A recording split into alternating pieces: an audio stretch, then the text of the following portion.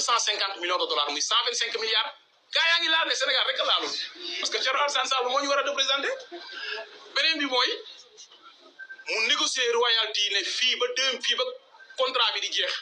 dinaa laal lu tollu 10 milliards de dollars muy 6 000 milliards baatu 6 000 milliards amul fu seen xel di dem mooy 400 milliards parce que dañu jël 6 000 milliards yi divisé woon ko ci nombre d'habitants bi Sénégal am population bi daal di ne sénégalais bu nekkoon war na am 400 000 moo tax seen 400 000 ñaari Sall leen ngeen ko war a laaj bu leen neexee laaj ko Aliou Sall bu leen neexee ngeen laaj ko Thierno Alassane Sall c'est extrêmement important loolu laa bëggoon wax nag ci session boobu am nga xam ne moo ko def te mu ne fang taxaw nag dugg ci bërigo pétrole soldra bu weex dugg fa def fa 2 ans génn ba léegi dafa weex loolu mën na ne gars yi caaxaan baaxul waaye bu loolu weesoo nag ma ñëw ci 250 millions